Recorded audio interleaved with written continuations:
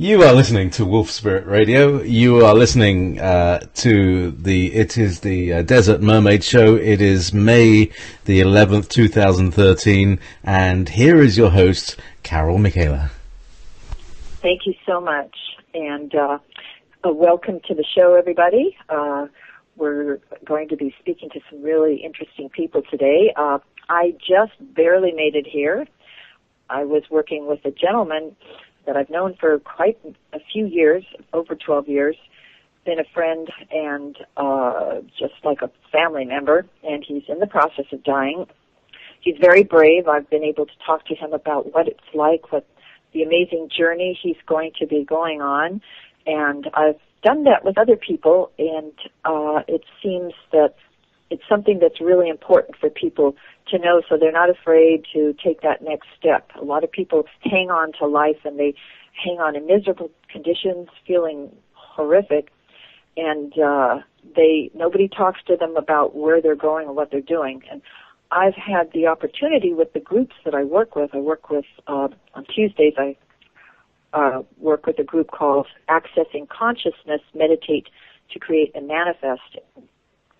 I've been able to meet a lot of people that have had either near-death experiences where they've actually been to the other side and they've had similar experiences, or else people that have had out-of-body experiences, some of them amazing journeys of where they go elsewhere and have adventures and what have you, especially one gentleman that I know who's Chinese. Young guy that it just sort of happened to him, and it's happening daily now. But so these are things that people need to know so that they don't have fear to take that next step. And this gentleman was very much not into this type of information. Really, he didn't even want to think about it. And like so many people from his era, being born in the 30s, nobody speaks about things like that except from a religious standpoint, and religions have such a small little tiny box that they fit all their information into, and they don't want their people to expand beyond that box and to seek knowledge outside of that box. They frown upon it. They don't even want you to meditate. You can pray and beg somebody that they believe is higher than you and your master and greater than you. Beg for what you should have access to. But everyone has so much power, and we're all actually universal gods. We're creators. We're divine sparks from the divine. And we've already, most of us, unless we're brand new souls, we've been in existence for millions, maybe trillions of years. And so we're going to be here for the rest of time. There's no beginning, there's no end. But we are powerful beings. We're magnificent, altruistic, blissful, pure light, pure energy, pure, brilliant genius is what we really are on the other side. And we come into these bodies in amnesia state so that we can learn lessons and what have you. But we're also here in these what I call biological computers. We're here in this dimension to play with energy, and we're here to rediscover the art of manifesting on a very low, dense 3D planet. It's quite challenging. We're constructing reality in the form of waves, electromagnetic energy, or energetic information, and then this is being sent out into the field, which you can call reality or whatever, but we're here to learn how to communicate within that field, quantum reality. And again, it's been very challenging learning in this very dense, what feels very dense, slow energy.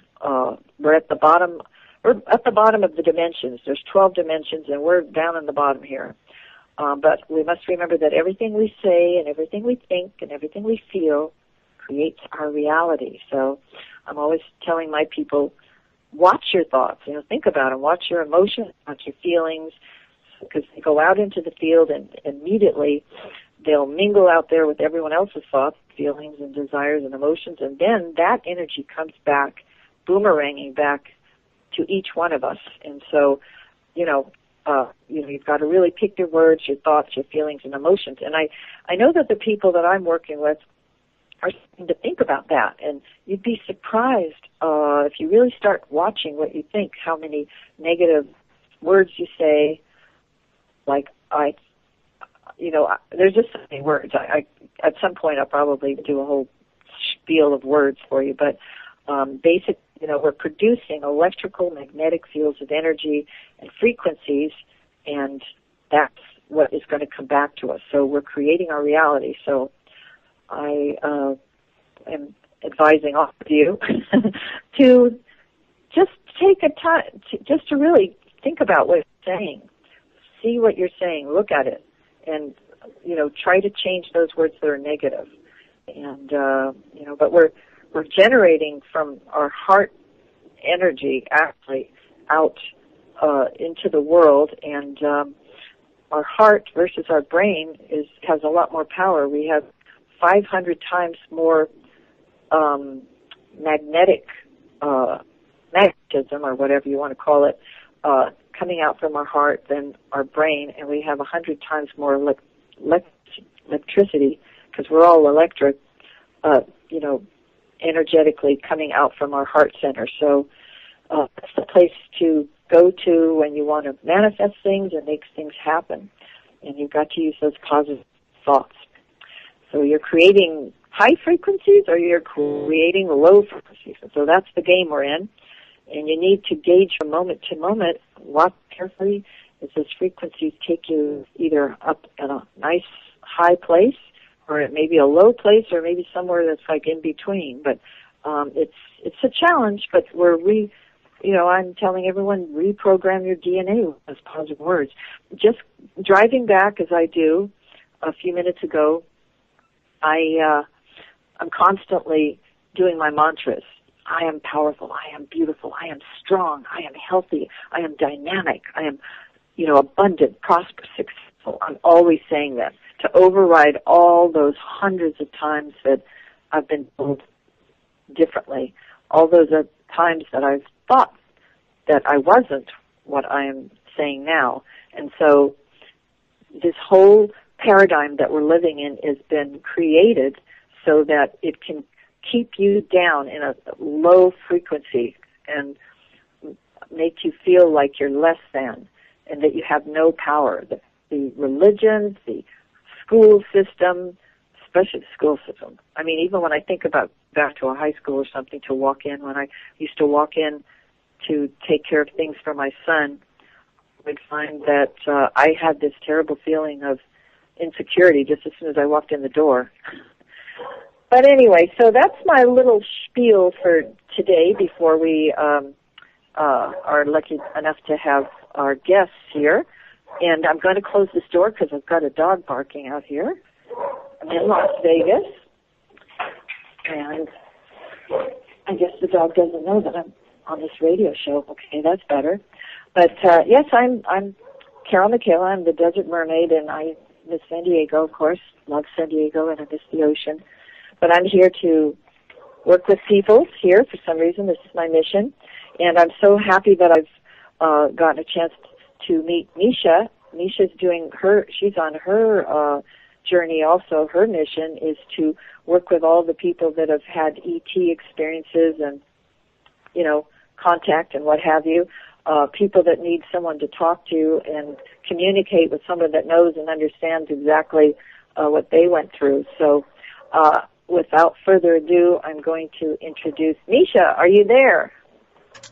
Yes, I am, Carol. Thank you so much for having me on your show. Okay, so maybe you could tell us a little bit about, yourself and the people that you have here today that we're going to get a chance to speak with. And okay. Go for it. Well, first of all, I'm going to let you know the names of our ladies. They're all ladies.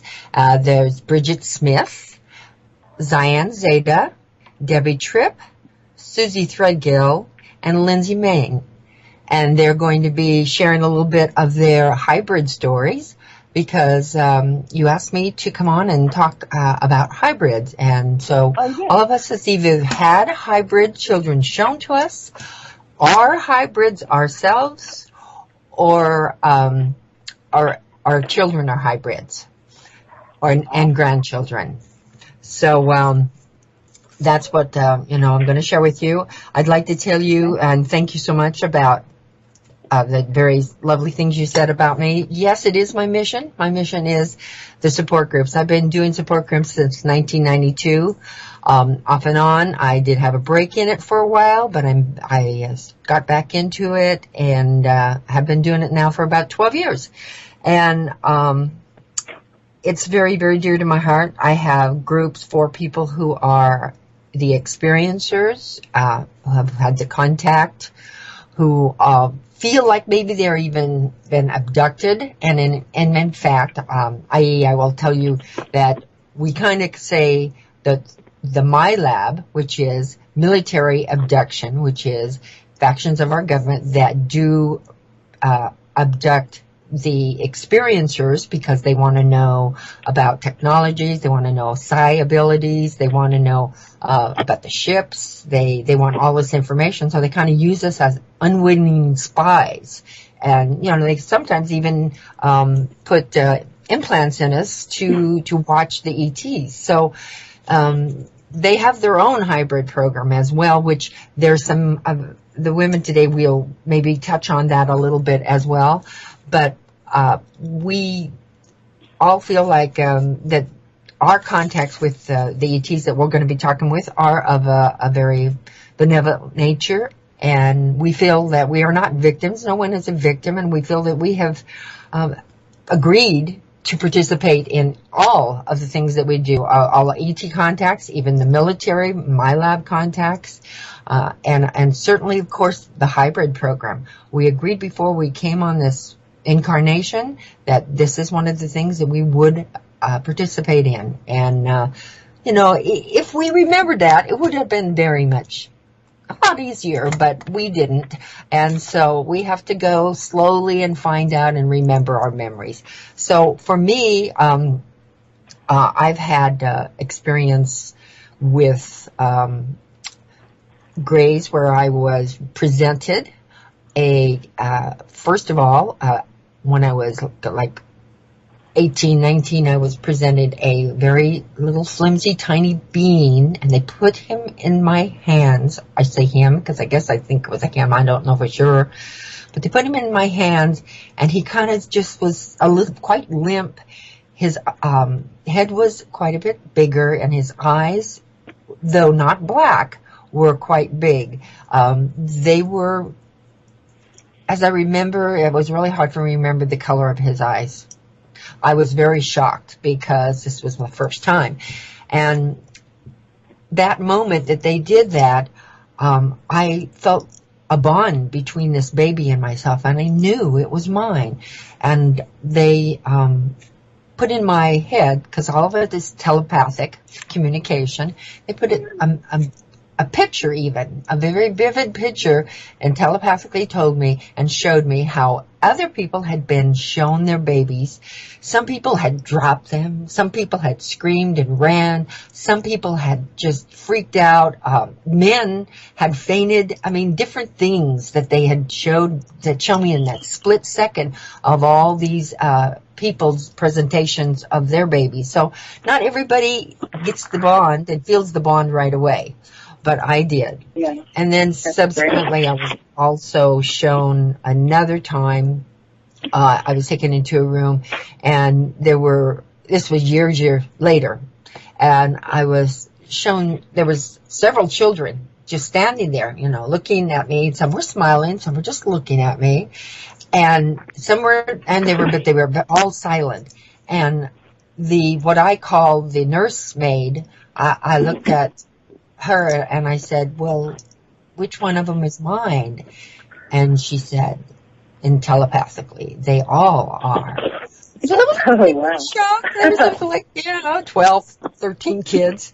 And one of them was even a quite unusual looking little boy who had green skin, who was of a reptilian nature, which indeed is an experience that I've had a lot of experiences with reptilians of a very benevolent nature. I would imagine they're probably from Sirius, and that's my sense. So that just kind of gives you a little bit of my experience. There was some more. I wanted to make sure that all the ladies had ample opportunity to share their experiences as well. And then maybe later you can ask us some questions. There's a lot of symptomatic things that happen when you are in the hybrid program that other women that might be listening might find it interesting to hear about, that would show them that they might quite possibly are in the hybrid program. And I would like to tell you about Las Vegas Psychic Awareness and Starseed Experiencer group that I have. It's a meetup group, so if people just go on the meetup, they can find it through Las Vegas Psychic Awareness and Starseed. And then on Facebook, I just go to Facebook and look for Starseed Awakening, and that is a closed group, but I'd certainly welcome anyone to join. And then they can also get a hold of me at starmiesha99@yahoo.com. And they can also look at my blog website, which is sarmiesha99.blog.com. And so, first of all, I'd like to, should I go ahead and introduce the ladies to you then? Yeah, that would be great. Thank you, Miesha. Okay. Well, let me see. Let us start with Debie Trip. Okay. Hi, Debbie. Are you there? I'm here. How are you, Miesha? Great, dear. Thanks for coming. Please share what, can share whatever you'd like to share. Let us, because there is that aspect of the adoption and all of those things that we talk about in the group. These ladies are part of my internet UVU group that come on twice a week. Okay.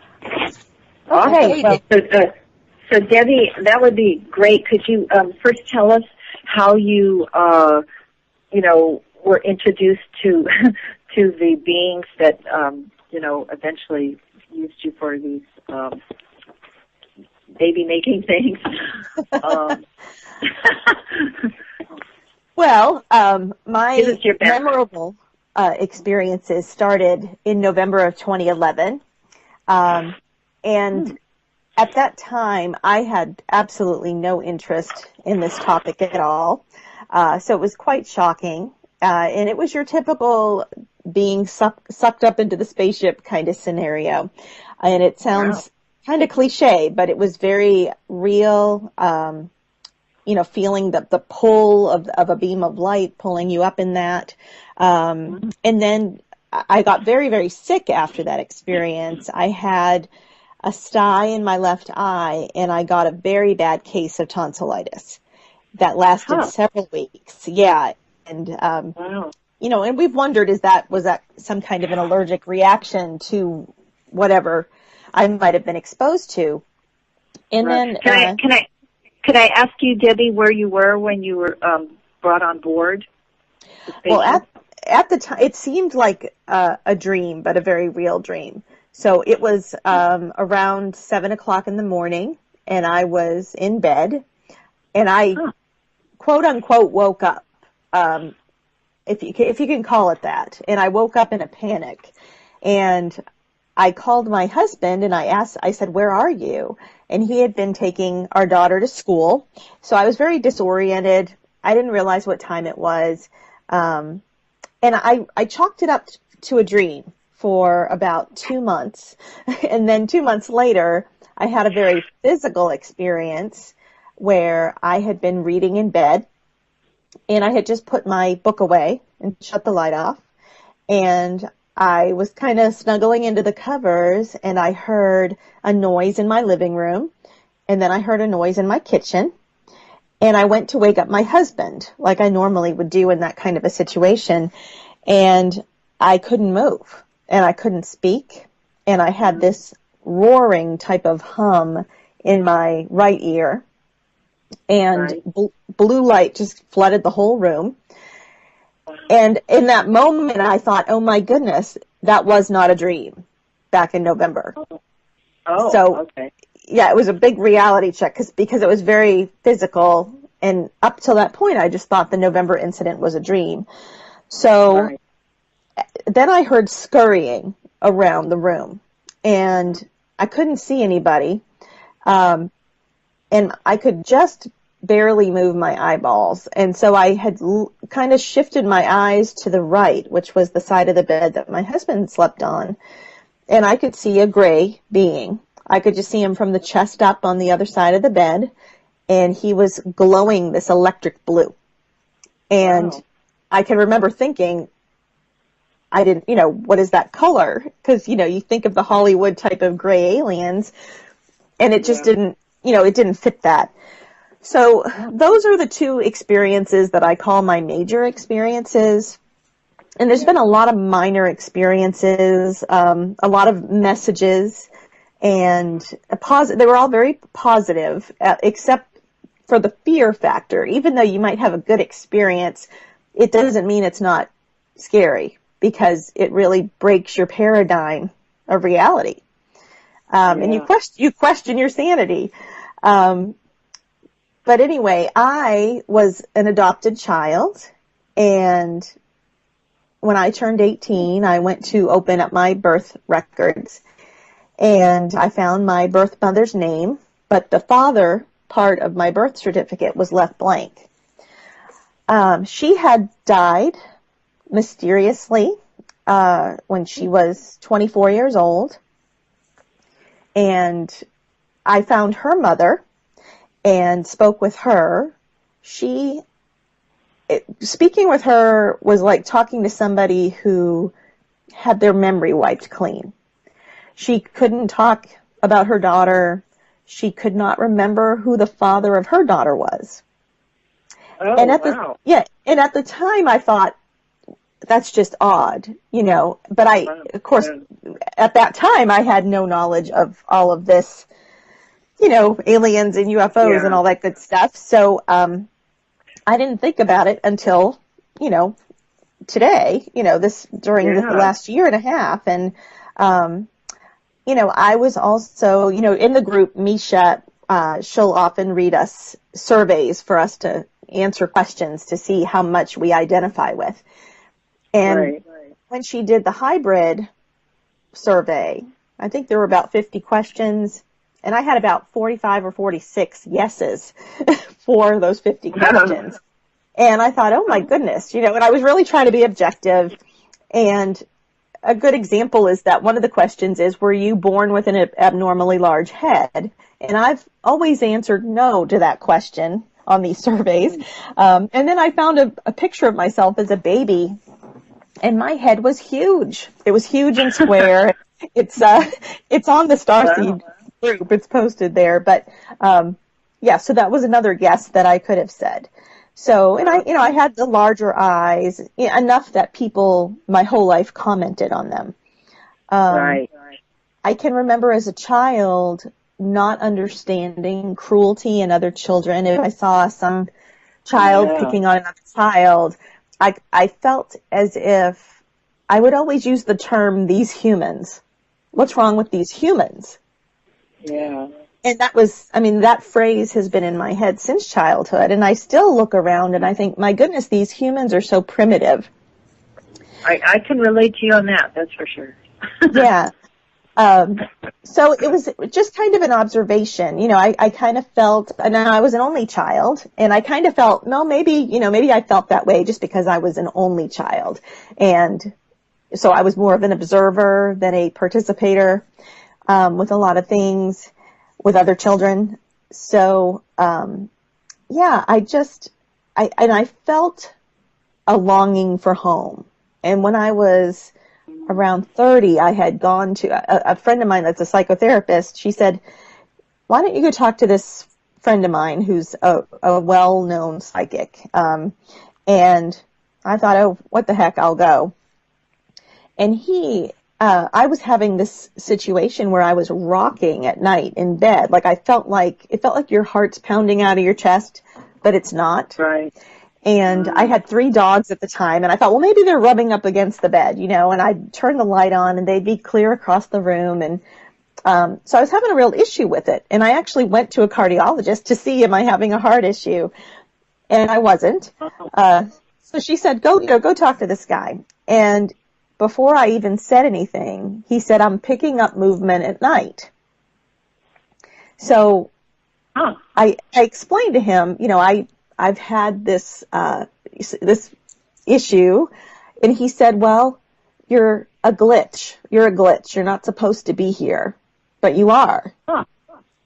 And I didn't know, again, this was, a while ago, about, 15 years ago. So I didn't really think much of that. And he kind of, he validated my emotion of feeling like I don't belong here, like I belong somewhere else.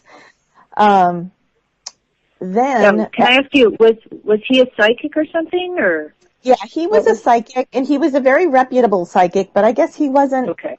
Some of the good ones, they're not out there. They're only, you're referred to them by, just referrals from people that they know, and he was one of those kind of guys. And, very, very good. And my mother had gone with me. And when she walked out of the room, she had a whole paper full of stuff he had said about her. And when I walked out of the room, I didn't have anything. Like, he really didn't have anything to tell me. And, and it was a little disturbing. Then after all of, these experiences started happening in November of 11, there was a well-known astrologer who I spoke with trying to make sense of all this because she was very much into the star seeds and alien abduction. And she told me that I had several hybrid children that were living off planet and that one day I would meet them. And I said, well, will I see them here or will I see them there? And she said, you'll see them here. She said, as soon as disclosure happens, their first order of business is to see their Earth parents.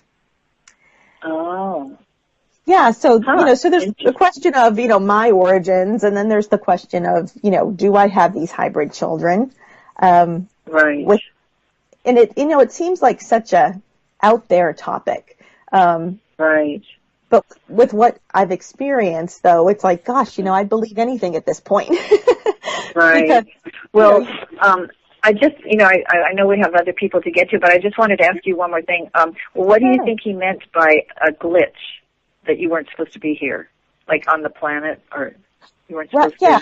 At the time I thought, well, maybe I wasn't supposed to be alive. Maybe I was, supposed to be, killed in a car accident. And he said, have you had any near-death experiences? And I said, no, I had a car accident, but I wouldn't actually call that a near-death experience.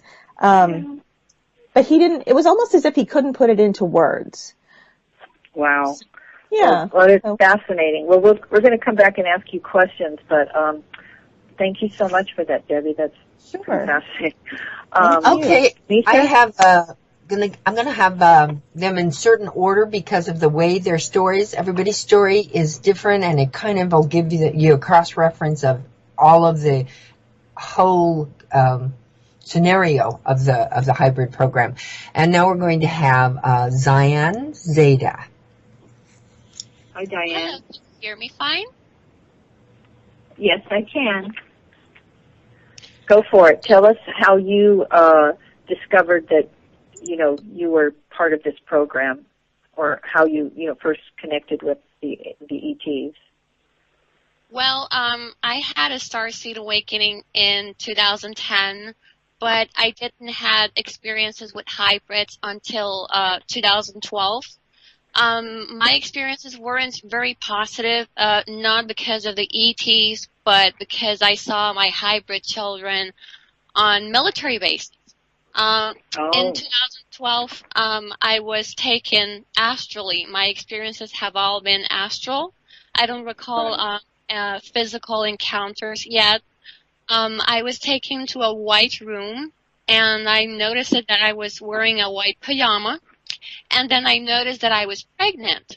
And it was like I was about 4 or 5 months pregnant, and I was wondering how in the world was I pregnant, who was a father, everything, because I thought it was all a dream. But then next thing I know, I was pushed onto the floor, and I felt then how something invisible was holding me down. And then I felt how someone behind me inserted a metallic instrument that had like the shape of a scissor, so to speak. And it was to grab the baby and to pull it out of me. And I was completely traumatized, and I was crying. I was completely nervous, horrified with with what was going on. And they were doing it so forcefully that when the baby came out of me, I had the terrible, horrible impression that they had killed, the baby. And next thing I know, I am bleeding severely, and I am nauseous and dizzy, and since the place looked like a very sterile bathroom, I got near a toilet, I crawled towards it, and I started vomiting, and I was, vomiting blood as well, and I was vomiting some sort of black liquid. And then I got the image of a gray, and I woke up from the experience.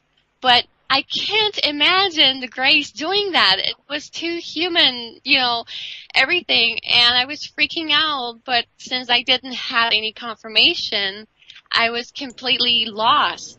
But eventually, months later, I found out that it was the military that stole my baby. I don't know how was the process. I don't know if I was taken or by who was the baby. I don't know if the baby is dead or not. I do have the feeling, however, that my baby is alive, but he's probably on a military base being used and abused, and, And another experience that I had was about a month ago that I was, again, astrally walking around some sort of military university, which was very weird, and I thought it was a dream at first. And it was surrounded by soldiers, and I got in without being seen. And then I was walking across a hallway, and then I was followed by a soldier. And then I got into this room where there were two hybrid children playing. And a blonde woman was near them watching what they were doing and writing down everything. And when she saw me, she freaked out. And I stared at her blankly and mad. I was so angry because I knew that they were mine. And when the children looked at me, I quickly got their name. They communicated with me telepathically, but I was only told their name. And I know that... Huh? Oh, I was just saying, how many children were there? They were two. It was a boy and a girl. Okay, all right, go ahead. And they were around 6 years old. Their hair were either light brown or dirty blonde. Their heads were bigger than their body, kind of like the Greys. Right. Big almond-shaped eyes. They were dark. I'm not too sure if they were black or dark brown. They may have the shape of a 6-year-old child, but their mentality was like that of a 16-year-old, so to speak. They were very mature for their age. And I approached them, and I hugged them really tight, and I was glaring at this woman because I knew that they were mine, and I knew that they were there, but not for a good purpose. But I couldn't do anything. But I had to keep a neutral face with them, in case they somehow could feel my feelings or something. And then the soldier quickly told me that my time was up, so I simply left without crying or anything. And across the hallway, once again, the soldier pushed me into a small bathroom and pinned me against the wall. And then he shoved me a liquid down my throat that made me choke. And then he left me there and... He did what? He shoved me a... Yeah. Say that again. Huh? Say that again. He did what? He shoved a liquid down my throat that was very thick, like bubble gum. It was white, but then it turned pink because I was trying to vomit it out because I was choking. And eventually I did pass out on the bathroom. But sometime later, after waking up, I got out of the place and I returned it home. But before returning to my physical body, I was in the kitchen and there was this person that had the shape of my mother. So it was my mother, but it wasn't really her. So I don't know if it was human or if it was E.T. And I knew that this person knew about the liquid that I was shoving down my throat. And I was forcing this person to tell me because I was telling them, I am ready. Nothing is going to happen to you if you tell me. Because clearly they were afraid of their own life if they provided me with the answer. But I was so persistent that they eventually told me, yes, this liquid that looks like a gum is to make the experiencer forget and either the entire experience or parts of it. And after the person told me, it gave me the answer, I quickly woke up from the experience. And it's unfortunate how I am only aware of the hybrids that are being used for a negative purpose, and I can't do anything to help them at all, at least not now. So it's quite a very hard subject for me to talk about, but I just felt like sharing it with you and the rest of, everyone else in case it helps anybody. So this will be everything I have to share. Well, Diane, can I ask where you're from? Are you from? I'm originally from Puerto Rico, but I am now living in the United States. Oh, okay. I just wondered. Well, I'm sort of amazed because the last two experiences I've heard seem to have taken place after 2010 and around like 2011 and even 2012. So I'm sort of amazed. I thought that these sort of negative things, I thought that a lot of these experiences had stopped like after 2009. So I don't know if Miesha wants to comment on that. I wish that was so. I wish that was so. In fact, an interesting thing that you shoid mention that because on May 17th, 18th, and 19th, I'm going to be at the Super Soldier Summit. I'm actually going to be having experiencing groups and facilitating groups there. And the Super Soldier Summit has so much information about what is going on right now, and this kind of stuff still, unfortunately, is going on. However, at least people are now talking about it and are not so afraid to come out and share about it. So that's what that's about. So people should really check out the Super Soldier Summit in Henderson, Nevada. It's May 17th, 18th, and 19th. And they can go to supersoldier.com for tickets. Okay, and that's really close to Vegas, so if they wanted to come visit Vegas, it's Henderson is right next door to Vegas, so. Yes, it is. Right next door. It's just a suburb. Right. Yeah, it's anyway, 20 minutes from the Strip. Yes, exactly. So, because some people might not know where Henderson, Vegas is, so. But anyway, Diane's story was very interesting, and especially since it's part of the military, it looks like it's part of the military situation also. But go ahead and introduce your next guest, please. Okay. Well, we're going to go a little different route now. We're going to go to Lindsay Mine, and she's going to share about her hybrid experience. Okay. Hi, Lindsay. Are you there? Hi. Lindsay, can you hear us? Hi. I can hear you guys. How are you? Yes, please tell us, where your experiences began, what year also, because I'm fascinated that these experiences are so close to the date that we're at right now.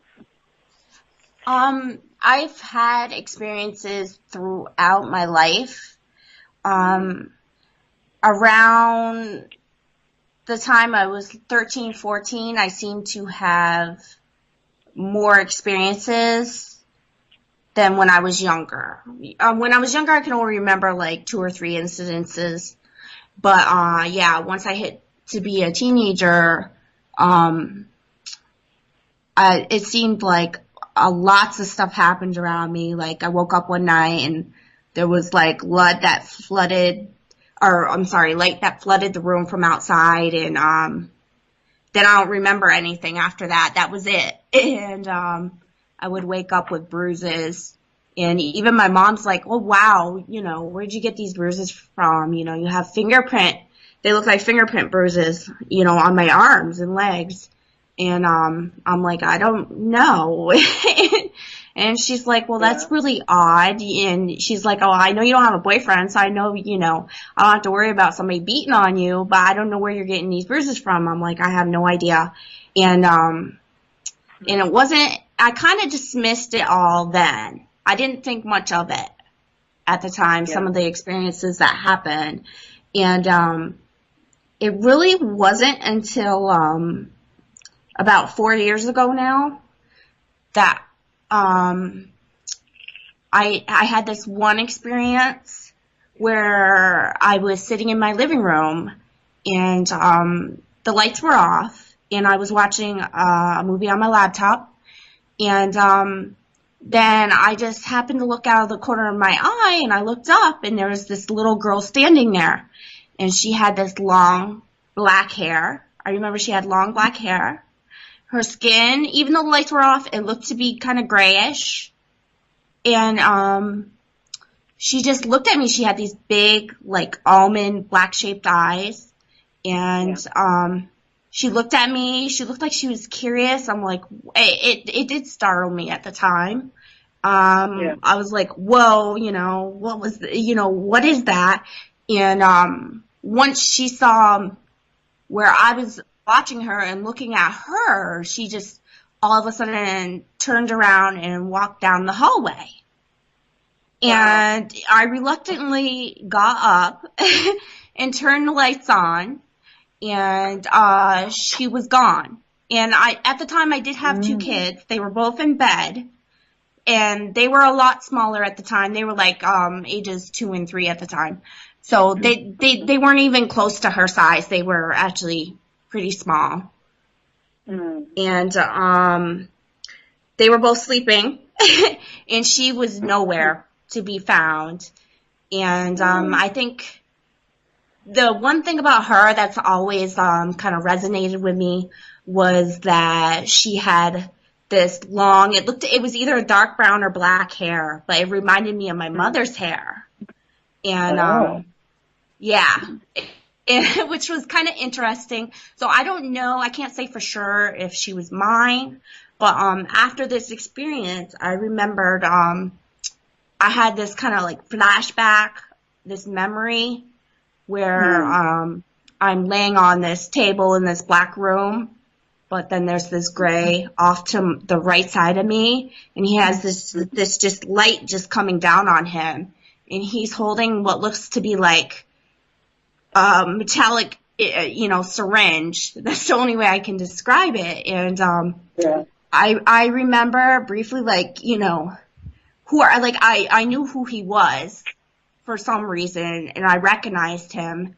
And during this memory is rather brief, but during this memory, I just remember,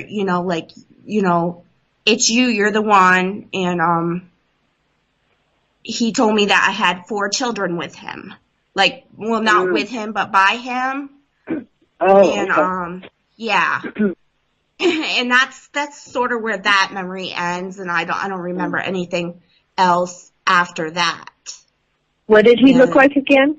Or what did he look like? He's like a tall, I was on the table, so I remember, he was like, he had no hair, he had the big almond-shaped eyes.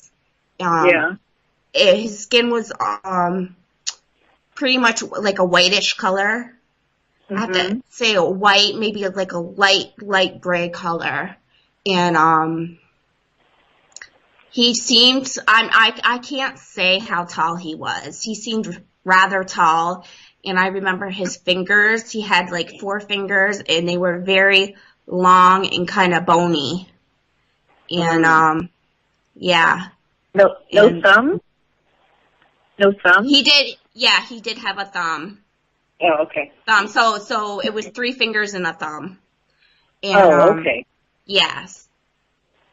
And Yeah. that was it. I've had other experiences, but they involved different beings. Right. Since this experience. But this is kind of seeing the little girl, and I think she was a little girl. She seemed very curious, and to me she seemed young, and that's kind of where it all started. Okay. And when was it that you saw that child? What date was that again? What year? It was about 3, maybe 4 years ago now. Because we had lived here in this apartment. We've been here almost 5 years now. So we've had lived here maybe 6 months. And Lindsay, just really quick, I'd also like you to share about your child, your Earth child. Oh, my youngest. Well, he had some speech issues, and so it was recommended by the doctor that we get genetic testing done. And in the process of this genetic testing, we found out he has duplication in one of his chromosomes. And this is according to what I was told by the hospital and everybody I've talked to. They've never seen any type of duplication like this before. And it's not in any, and it's not in any of their books. Huh. So, and because of the size of the duplication, they thought it would be hereditary, and then they had us tested, and it turns out it was. So you're saying that you also have that too? Yes. Oh, okay. That's interesting. So you have it, but who else has it? Your husband, or no, not your husband, but No, just me, and it seems it was passed down. Oh, okay. Just your one child? Yes, just the one. I haven't had the other one tested or done the genetic testing for the other one. So perhaps you're a hybrid. Would you think that perhaps you're a hybrid or something like that yourself? It could be. Ever since I was young, I was like, I just remember, I was like maybe 12, and I was sitting in, I think it was math, and I was looking out the window. I'm like, what am I doing in this place? I want to go home. I don't belong here. Why am I here? And I think I've always felt like that, and always found it hard to relate to other people. And like Debbie was saying, like, those humans, I've kind of like, I haven't said those humans, but I cannot relate to people at all. Yeah. Like they're a totally different species from from what I am, Yeah, I can totally relate to that because I always felt that everybody else was not as sensitive and understanding of, animals, treating animals right, and children and things like that. So I can totally relate to you on that part, and I feel that anybody who's from somewhere else definitely is going to feel that way, But Lindsay, we'll come back to you. And anything else before we move to our next guest that we should know? Nope, that's it, I believe. All right, that's fascinating, and I hope you get to see your little dark-haired child again. Awesome. Okay, Miesha, who else? Well, I think we only have like about 8 minutes, so I'm going to leave it to the ladies. Which one do you, Bridget, do you think? Who? Because I don't want you to cut you off and tell the break. Oh, wait. Are you talking about 8 minutes before what? Before the top of the hour? Or? Yes. Oh, okay. The break. Well, we can always start. We can always start and then come back to somebody, too. Okay. All right. Well, then we'll go back to, we're going to go to Bridget because it's a kind of a completely different story. Okay. So. Yeah. Okay? All righty. Cool. Hi, can you guys hear me? Hi. You sure can. Okay, yeah, mine's a little bit... Hi, how are you today? Just fine. Good. Where are you from? I live where in are Atlanta. I'm in Atlanta, Georgia. Oh, okay. Yeah. Right. Yeah, basically, mine is much shorter. These ladies have had much more memory recall. Some have had regressions, in which I have chosen not to. But just kind of start from where it started, and if you have any questions, I'm sure I can be done in 8 minutes or less. Okay. My experiences started that I recall consciously in 1989 and went through 1992, which ended with the presentation of what I always called the laughing children. I never made a connection between the laughing children and hybrids until I joined the Starseed group with Miesha Johnston and the rest of some of these wonderful ladies that are on this panel. It didn't relate because back in 89 to 92, you didn't hear about hybrids.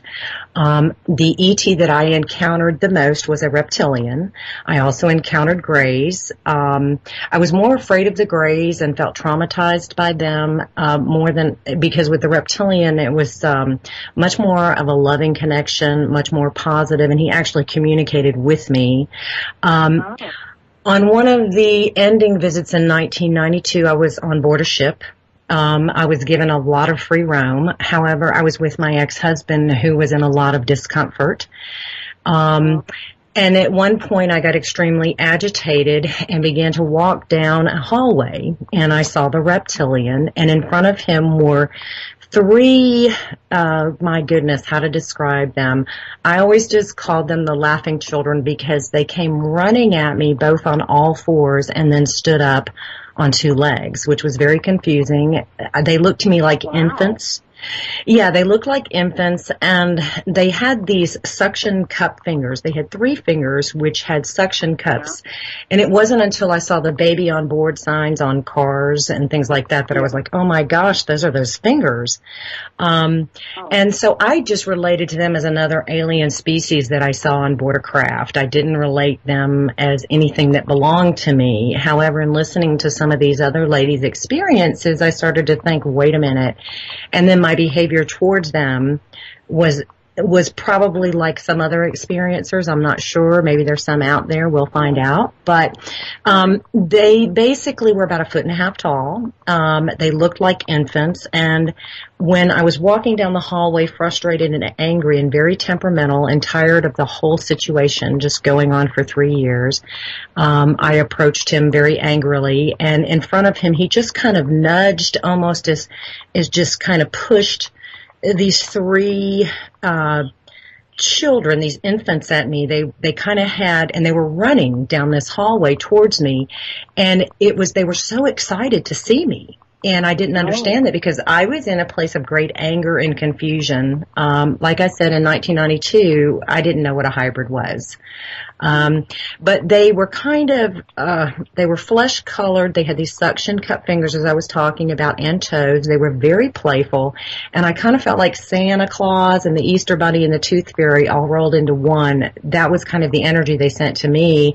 And I remember them climbing on me like I was their personal jungle gym and saying, she's here, she's here, she's here. And they had so much more excitement than me. And all I could think was, get off of me, get off of me.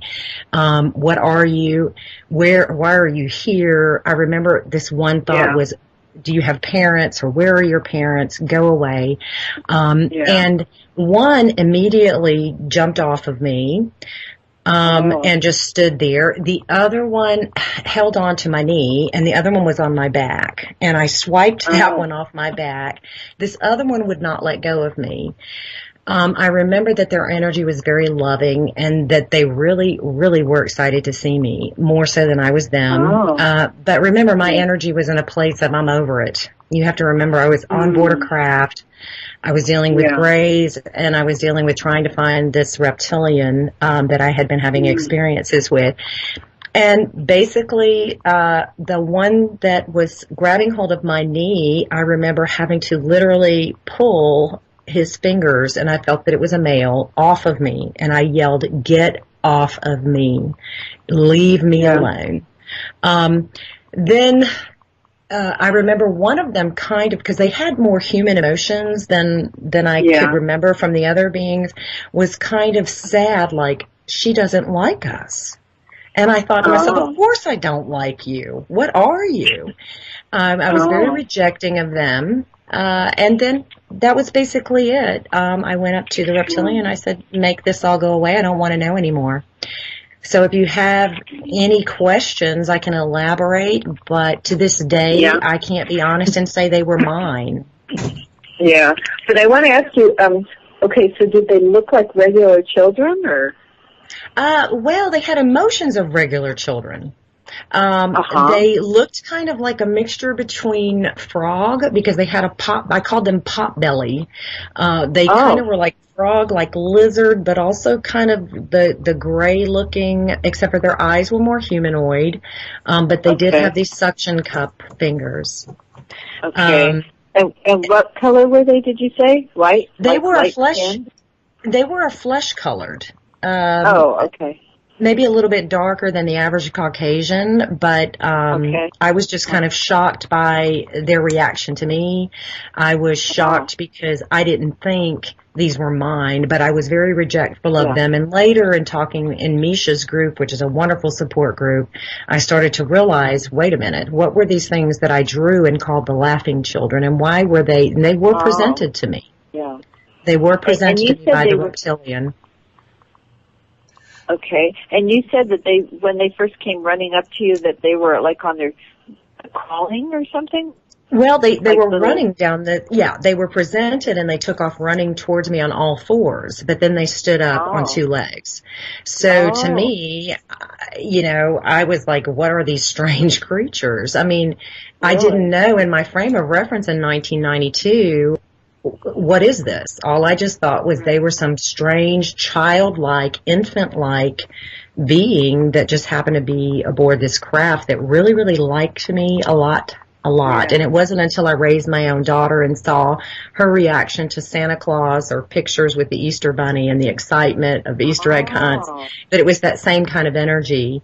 And also her affection towards me that I would go back and think of what I call the laughing children. And it was presented to me. And then a psychic told me that I had 3 hybrid children. And also, in both sides of my family, twins and multiple births have run in my family for, oh my gosh, forever. Because we've always been told, watch out, if you get pregnant, you're going to have more than one. So, and I feel badly at times because I feel like I rejected them. And I would not want them to feel rejected. But I cannot say in my frame of reference, because I have not been regressed, that they were my children. But the fact that they were presented to me in the way that they were does leave a lot of question, and questions that I'm still exploring. So do you think that they were planning to introduce them to you anyway, but you had just come across them as you were walking down the hall? So no, it was planned. It was planned. And I think that was a thing, and I could tell that it was planned. I was so angry at the time. I wanted off, like Lindsay said, I just wanted to go home. I was over it. Yeah. So if you have any questions, or you think of some. Yeah, sure. I have a question. Is it a possibility, do you think, that the way you're describing this child, it could be a genetic splice between possible reptilian and possible gray and human?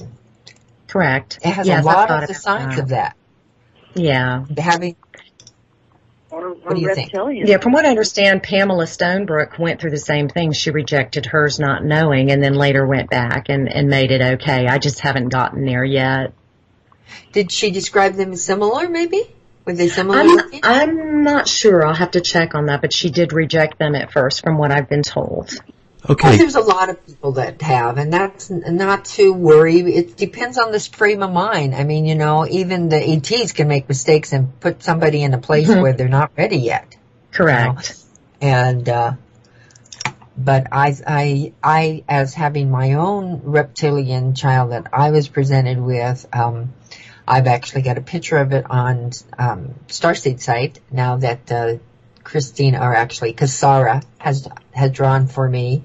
And I think that, there's all different hybrid programs out there. Mm-hmm. Hello. Reptilian Grays. Hi, Jay. Hi. Yeah, we need to take a break right now.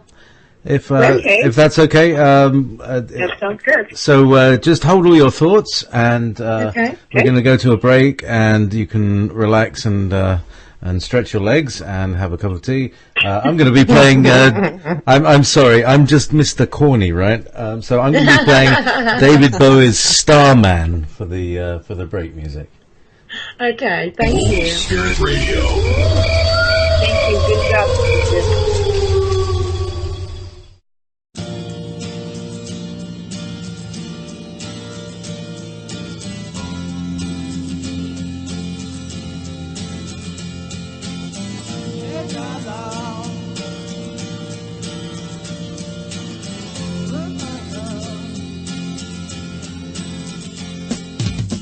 Didn't know what time it was, the lights were low. Oh, oh. I leaned back on my radio. Oh, oh. Some cat was laying down some rock and roll, that is all he said. Then the loud sound, it seemed to fade. Came back like a slow voice on a wave of fade. That wasn't no DJ, that was hazy cosmic time. There's a starman waiting in the sky. He'd like to come and meet us, but he thinks he'd blow our minds. There's a starman waiting in the sky.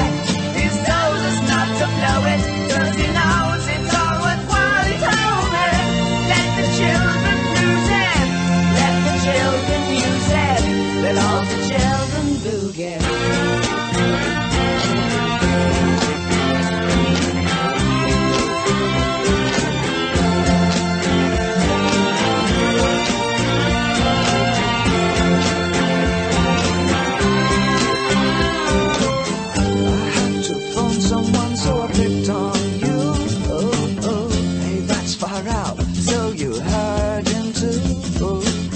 Switch on the TV, we may pick him up on channel 2.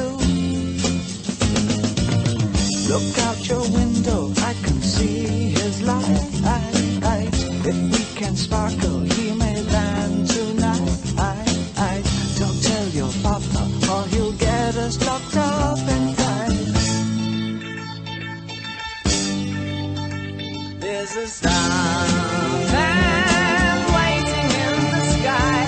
He'd like to come and meet us, but he thinks he'd blow our minds. There's a starman waiting in the sky. He's told us not to blow it, 'cause he knows it's all worthwhile. He told me, let the children lose it, let the children use it, let all the children boogie. Starman waiting in the sky. He'd like to come and meet us, but he thinks he'd blow our minds. There's a starman waiting in the sky. He's told us not to blow it, 'cause he knows it's all worthwhile. He told me, let the children lose it, let the children use it, let all the children boogie.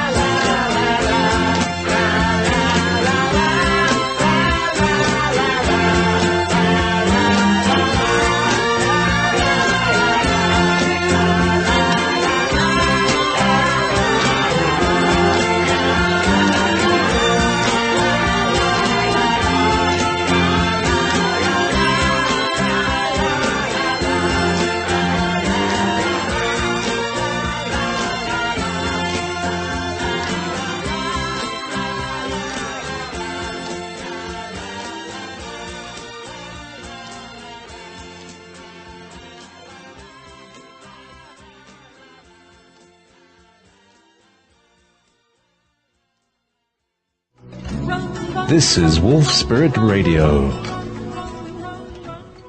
Hey, we're back again. Yeah. It's okay. And we've been talking to me.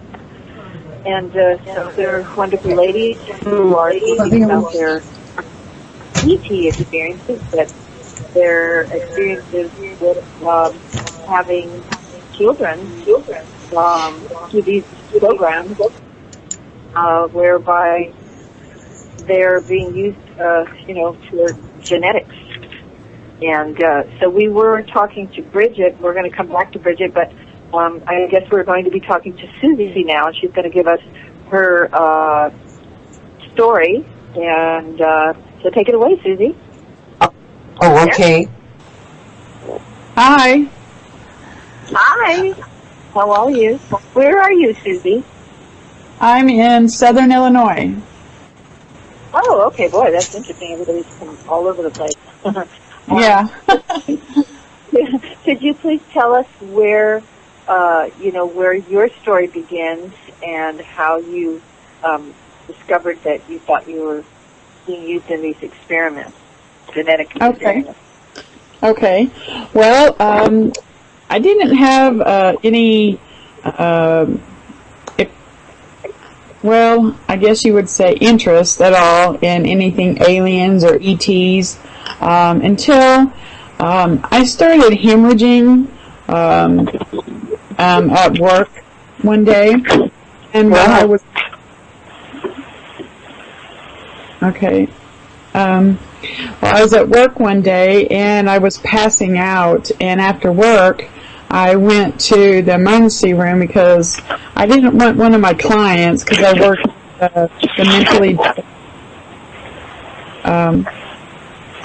and at that time I went to the emergency room and my blood count was so low that they wanted to give me blood transfusions. And they told me I had to go see an OBGYN doctor as soon as possible. So, can somebody mute their mic? I'm a lot of interference. Huh. It's okay. It makes it sound better. Okay. Thank you. And while I was at the emergency room, they told me to see an OBGYN, which I had done. And during this conversation and visit, it struck me odd that the same questions was being asked by this doctor and nurse that I had experienced about 3 years before that. And 3 years before that, they had asked me how many children I had, and I said none. They had looked at me as if I was lying to them. And then the nurse came in, the doctor came in after the nurse had just asked me that and asked me the same exact question. And I said, I don't have any children. So whenever the second OBGYN came in and asked me the same question, and I went through the same responses with them, I was kind of taken back by the whole thing. I had one procedure where they cauterized my uterus, called an ablation. It did not work, and it made things worse, actually. They tried hormonal therapy and everything else, and they could not figure out what was wrong with me. Even though they took a biopsy, and the scarring was so bad that she had trouble getting a biopsy, so she sent me down to the sonogram room, because it was at a hospital. The doctor's office is at a hospital. And in the hospital, the sonogram room, the woman said, this is the worst scarring I've ever seen in my life. And so I was like, wonder why I have so much scarring, I had no idea. I had to end up getting a hysterectomy. They just took out my uterus. They left the tubes and the ovaries. And at this time, because I haven't been told anything and they couldn't find out anything, I thought I had cancer. You know, I was going through so much at this time. I just figured I had cancer. So whenever I saw the doctor before I went home from having the hysterectomy, I asked him, you know, did you find out what the problem was? Because he told me that he had sent the uterus off for, you know, for them to examine it. And he just turned and looked at me, and it was very strange. He just said, you just had a very abnormally large uterus. And basically turned around and walked out of the room. Yeah. So whenever I went home, a few days later, I searched online for the reason for that. And what kept coming up was somebody having multiple pregnancies. Oh. And I thought that was very strange because to my, you know, I've never had children. I've tried. I've never used birth control my whole life. I've used a condom a few times with somebody, but I've never used birth control. So at this point, about 6 weeks later, I went to work, and I worked midnights at a group home. And at this group home, there was a lot of downtime for me because it was midnight shift. I went in and started watching TV one night, and the Bill Burns TV show UFO Hunters was on the History Channel because I'm a real big history buff, so I normally always turn it on the History Channel. Yeah.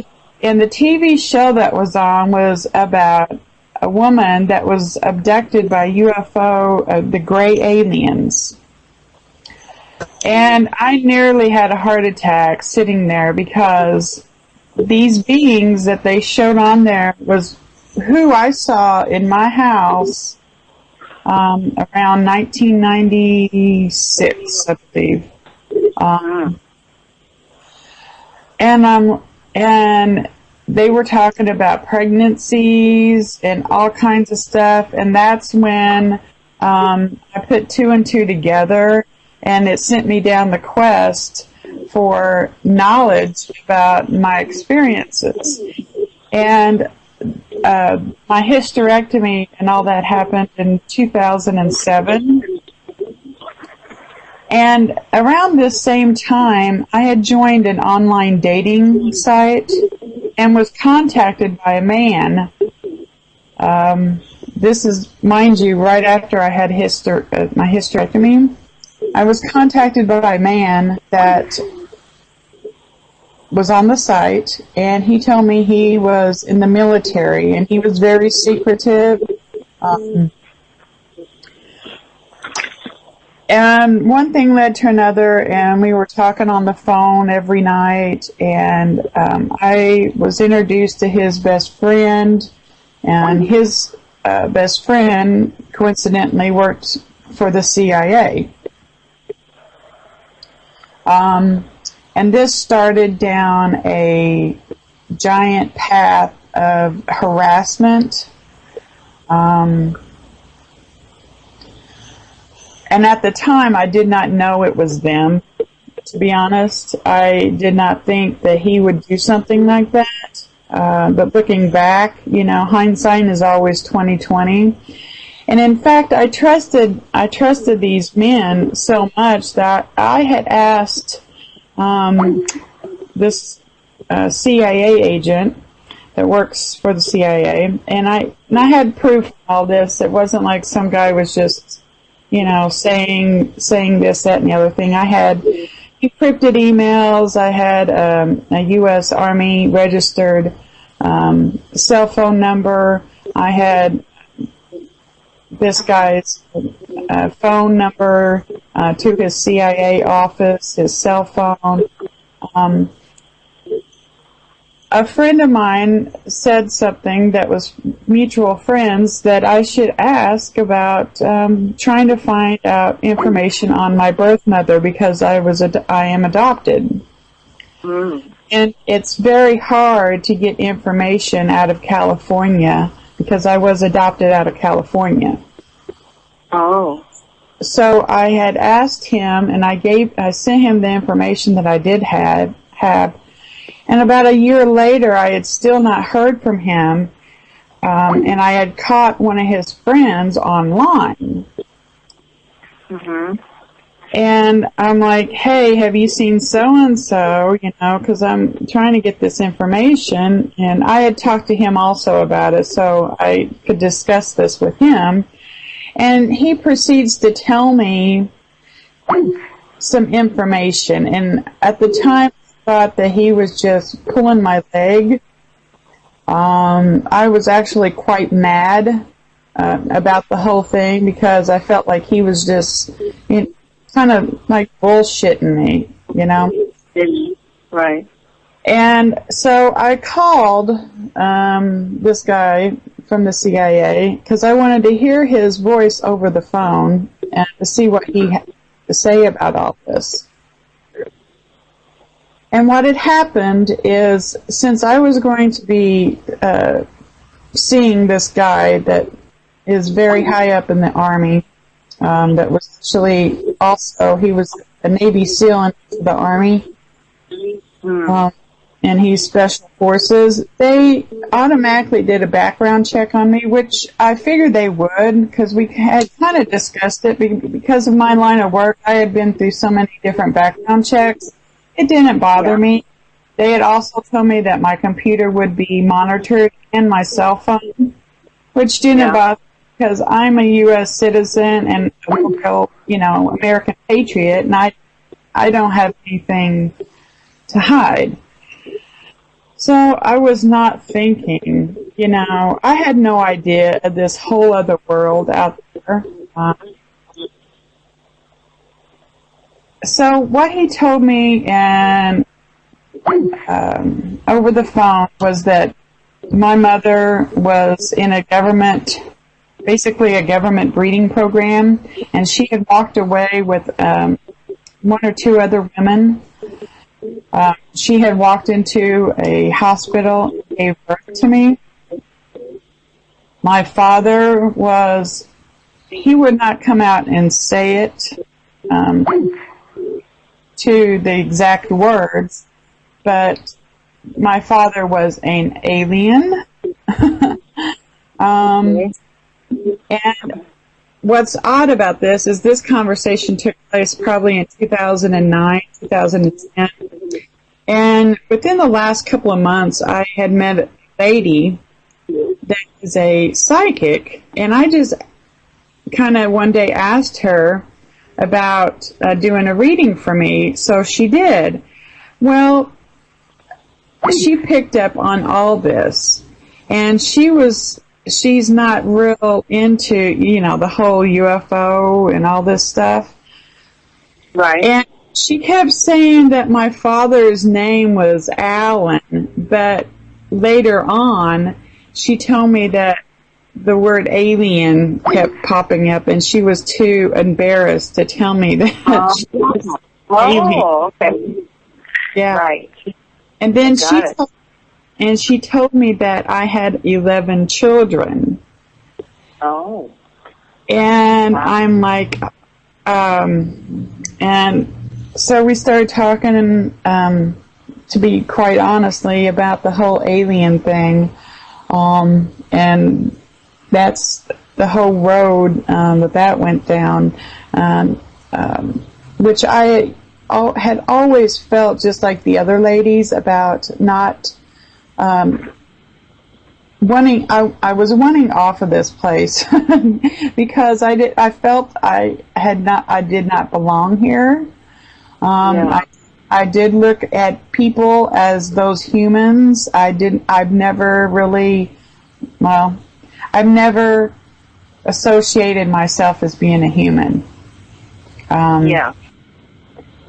I was harassed by these men, and it was quite obvious after some things happened that I was being targeted. I am a targeted individual.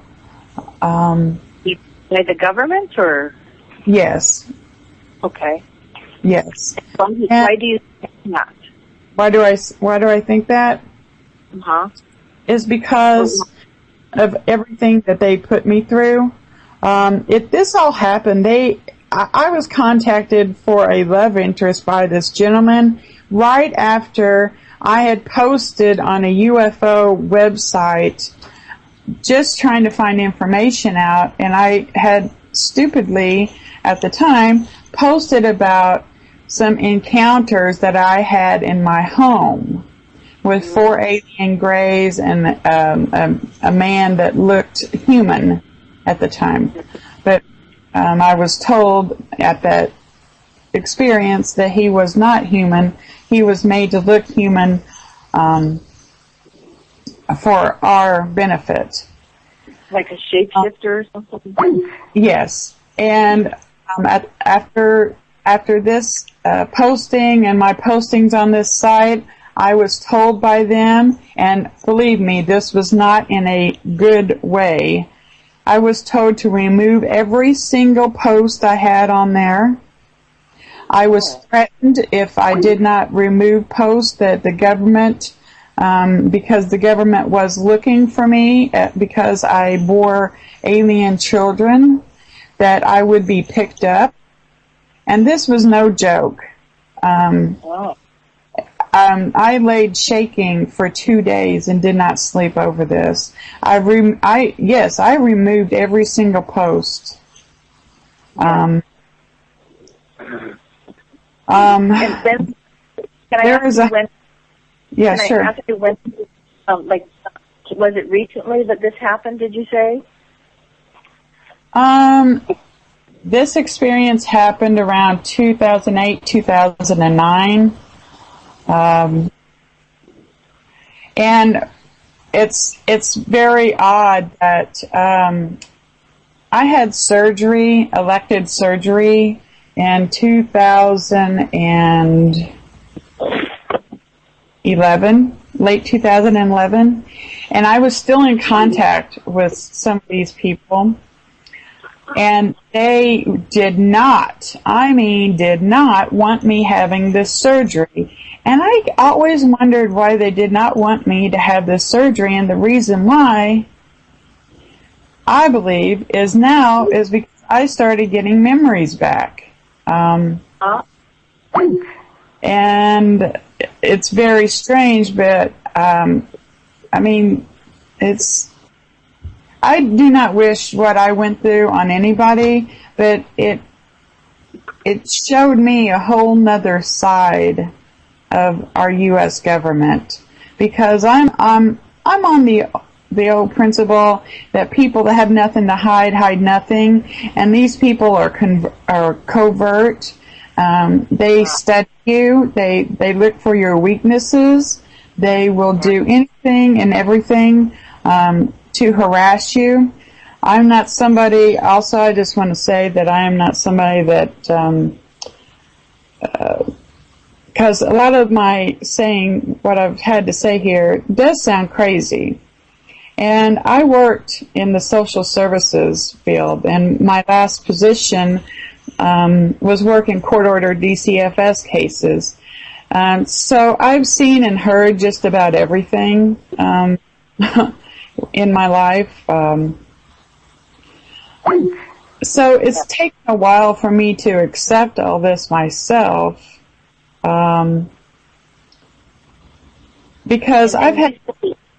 Yes, go ahead. Did you say that you couldn't have any children and all that? Perhaps it's because you already had so many children and they damaged your reproductive organs or whatever. Right. Well, I tried for years to have children. I mean, I never went to a fertility doctor, but I just couldn't. It was a source of a lot of pain and grief. In fact, it's still a source, because now knowing that I've had so many children, which is something, looking back, I think I've always known, because I've had experiences with light beings, with orbs, since I was 4.5.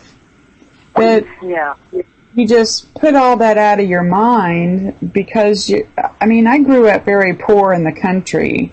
I mean, we never had cable TV. Whenever I was this age, 4.5, 5, we still had an outhouse and a well. I mean, you can't get much poorer than that. But, I mean, a lot of us have a lot of things in common here about not being able to have children.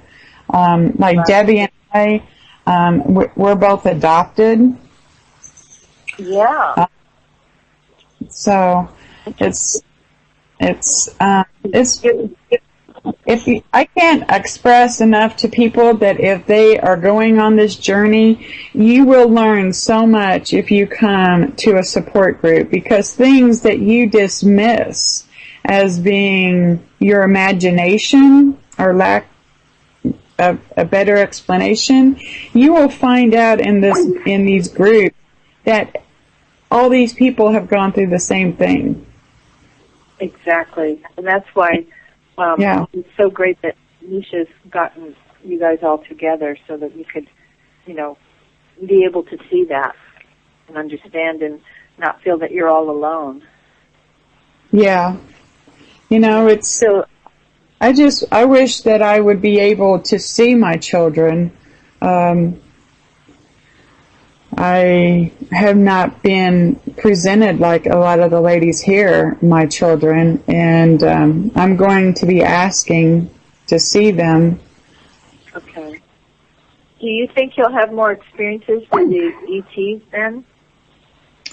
I think so. I think I'm still having experiences. For example, I had something happen to me, and I come to group because I had no idea what happened. And what I can only explain it is if I woke up about 4 or 5 seconds before I came into my body, I literally saw myself laying in my bed, and then I was slammed back into my body. And I woke up instantly. Was this when you were... And I'm like, what is this? Okay, now, when was this? Can you tell me again? Did you say that this experience happened before you were being born?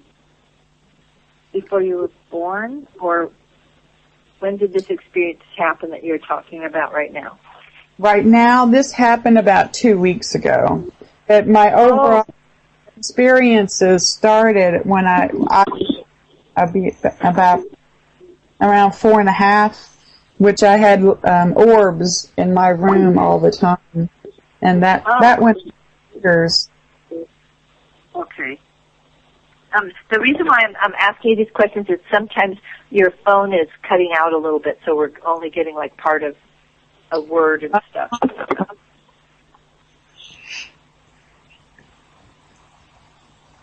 Are you still there? Yes, I'm here. Okay, great. So you're saying that you had an experience that happened like a couple of weeks ago. Hello? Can you still hear me? Can you Yes. still hear me?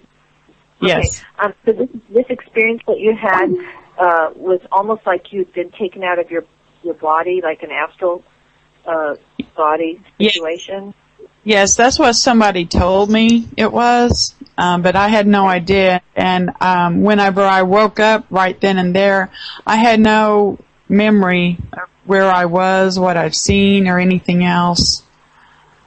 Right. And and Miesha and I have other memories on, that I don't know if you'd call it government programs. Right. So you just think that you are part of like a government program with the ETs. Yes, and let me go back and clarify something, because I started to touch on it, but then I got distracted on something. Okay. Whenever I met this guy online, whenever they started telling me about what they found out about my mother, asked how they knew something, and I was told that Well, whenever you first started seeing this this guy in the Army, that they did a background check on me before I even asked them to, and when I came up, I had a CIA file, and they knew about all of my information, which some of it was more top secret than what a friend of the guy that also works in the CIA could see. Okay, but that's how initially they found out about all of my information before I even actually asked them about my mother, my biological mother. And see, I initially just wanted to find out because I was told that I had siblings. Oh. And so you're saying that the CIA has a file on you, and that's how they found out. Yes. Okay. Yes. Did they have information on your mother too? Yes, and a lot of this coincides with my life. Whenever I was in the first grade, I went to public school in a little town, in Illinois. Are you moving? We're losing you a little bit here. Okay. Yeah, somebody on the line is making a large amount of noise. Yeah. If everybody could make sure that their mics are muted when Suzanne's not speaking, because it detracts from her signal. If it ruins it. So sorry about that. Little maintenance there. I think I got away with it. Bye. Okay. Whenever I was in public school, about the first grade, I was taken into an office at the school, and it was under the guise of being a speech class. But I remember, and this is how I remembered it, they had shown these cards, which I now know to be Zener cards to me. And they were showing different cards, and there was men in that office in military uniforms. I remember going to that several times. I did not cooperate with them. I didn't know exactly what they wanted at that age, but I did not cooperate with them. And they got frustrated and left, and I never had to go back at that time. So I believe that even though it's hard for me to believe, and I know it's hard for anybody else to believe, that I have been watched since I was born, basically. Right. Okay, well, anything else you can give us before we Yeah, we have more questions on the line there that want to ask questions of the other panel, and actually we didn't finish off with Bridget. Okay, so go for it, Bridget. Okay, I can barely hear you. Can you hear me? I can hear you really good. Is this better? Okay. Yeah, I just wanted to confirm what Susie was talking about the elongated uterus. That diagnosis was given to me, and it was very frightening because I was young, and it was after the second miscarriage, and I was in the hospital and came out of surgery. And like I said, in that frame of reference back in the early 90s, all you're thinking is, okay, whatever you tell me is fine. But they held my hand and told me, they said, you have an elongated uterus, and we just thought we would let you know. And I didn't understand. And basically what an elongated uterus does mean is that it can show that there were multiple pregnancies or multiple births, or that your uterus was oddly shaped. So I just kind of... I'm sorry? I'm sure I can. I just wanted to say we lost a couple of words after you said the elongated uterus means multiple births, right? Well, this is what the doctor told me, which I thought was kind of shocking. I just kind of brushed it off because I knew it wasn't true. Because I had 2 confirmed blood tests, and here I am the second time in a hospital.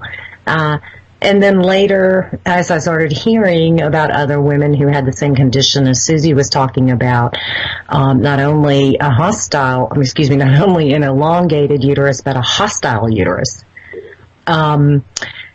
And back then, when you're in your mid-20s, all I could think to do was, well, what do you need me to do? And they kept having me come back for blood tests. After weeks and weeks of blood tests, they kept telling me that my hormone for pregnancy was registering too high for me to be dismissed from further lab tests. And after they had tested me so much and said, nope, you're still registering pregnant, I got very upset because they said they were going to have to go through my hip to draw blood. And I sat up and said, I'm over it. Didn't you get it all? Because at this point, insurance bills started coming in, $1,800, which was actually the cost of carrying a full pregnancy to full term at that time. So emotionally, it was very hard. And I jumped up from the table and said, no more blood, you won't have me. And I took off to the mountains for a week and just waited for things to resume as normal. And it wasn't until years later that I made a possible connection that it was all connected to what I had experienced in 1992. So I just wanted to verify what Susie said, is that a lot of us do have strange and odd OBGYN experiences and operations, but that long ago, we're talking 20 years or so, your mind is not there. Your mind is, okay, well, fix me. You're not thinking I have hybrid children. You're not thinking UFOs. You're thinking fix me so that I can have children. But then they said, we're sorry, you have a hostile uterus and incapable of carrying a human child. And that's exactly what she said to me. So, and that has been the situation now for 20 years. So I just wanted to validate Susie's experience with doctors and kind of how they handle it. Well, thank you so much. And Carol, if you don't have a question, I have a couple of questions. Or actually not questions, they're comments. Most of the women have this in common. That they have all had false pregnancies. Is that right, ladies?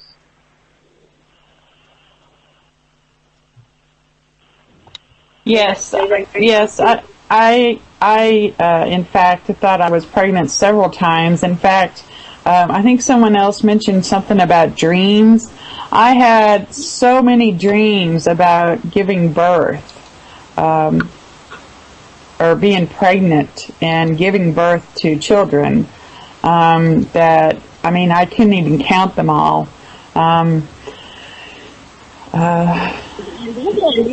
Because most people will hardly I'm sorry, I did not hear that.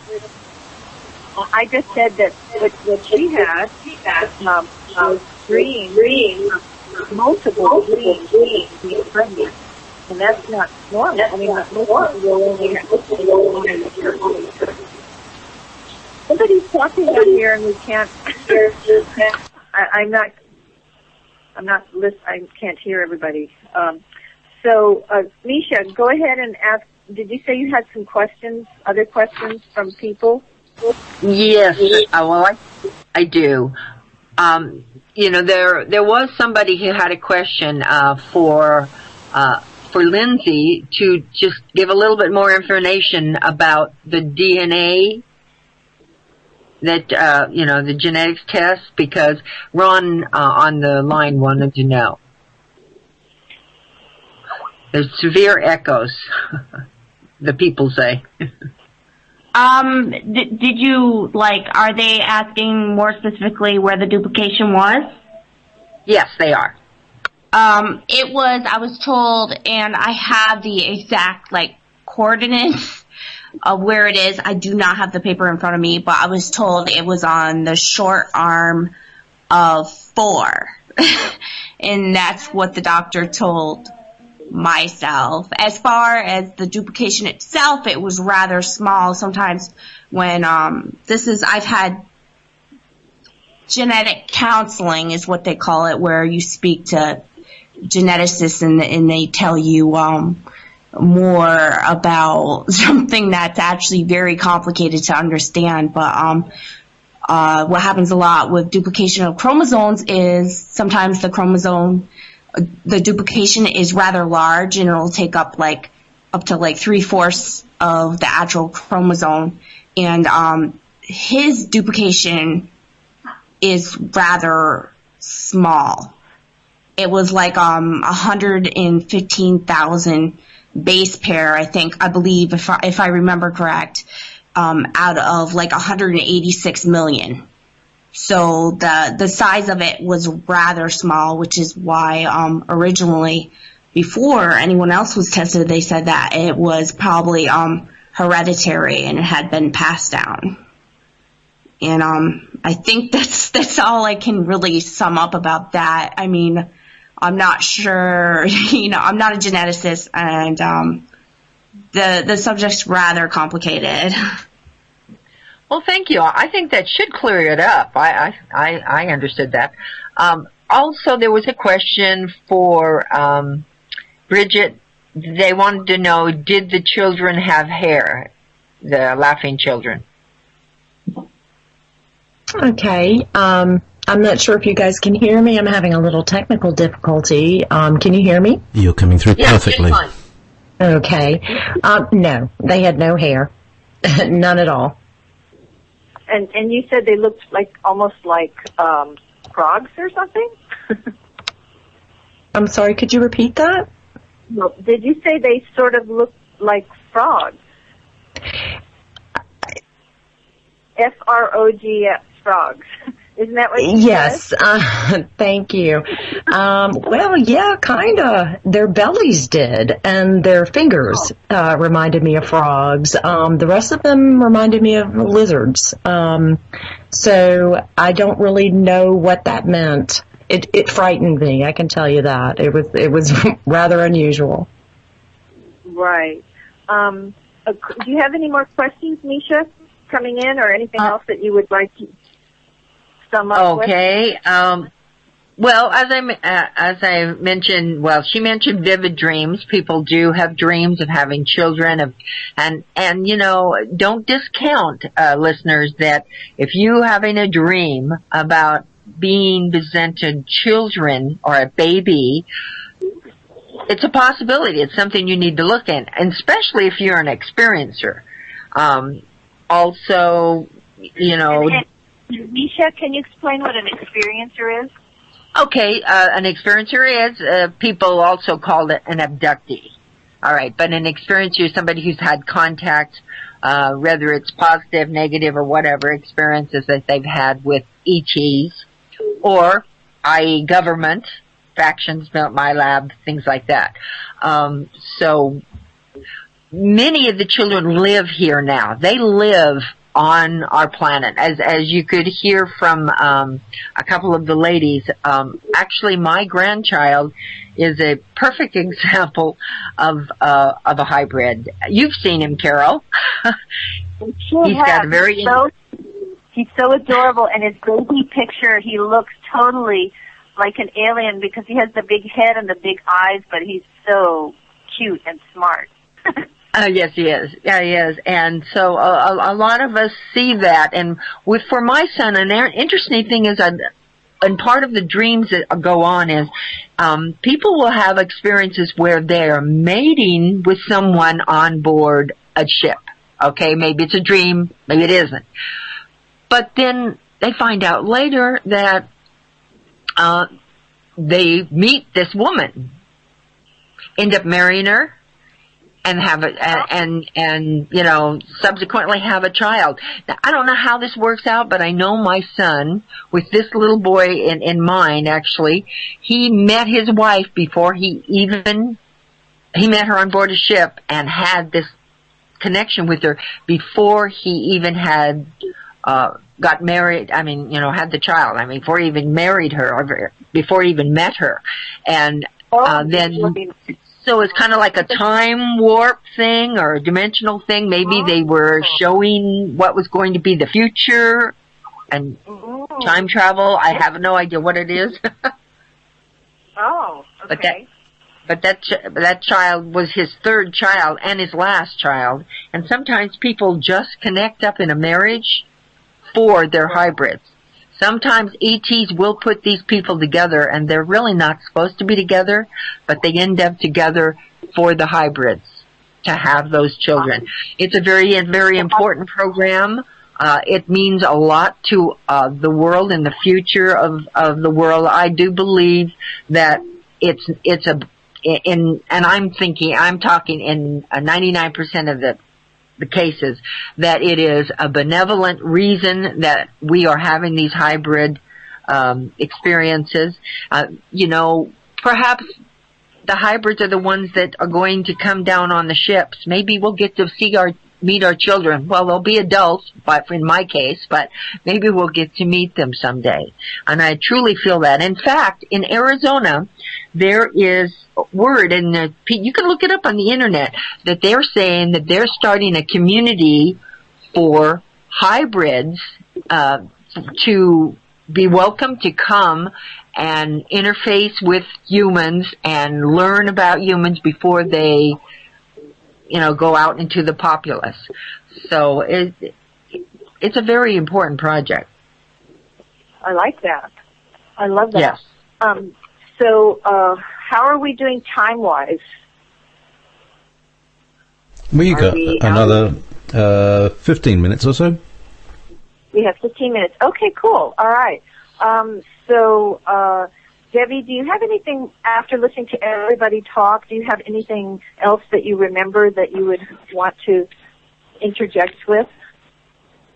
Well, mainly when Bridget and Susie were talking about the female issues, I have a tilted uterus, and for many years, there were times I should have gotten pregnant and did not get pregnant. And ironically enough, when I was 35 and on a birth control pill, that's when I did get pregnant. So I have one child. But I've had endometriosis and adenomyosis. And, I believe, and Miesha can confirm this, I believe the tilted uterus was on the line of questioning with the questionnaires. I have a tilted uterus. And yes, it was. In the women's group, I did find out that a lot of them had tilted uterus, hostile uterus, and strange elongated, and many of them were told, like myself, that you could have as many children as you want. You have a perfect body for it. Mm-hmm. Wow.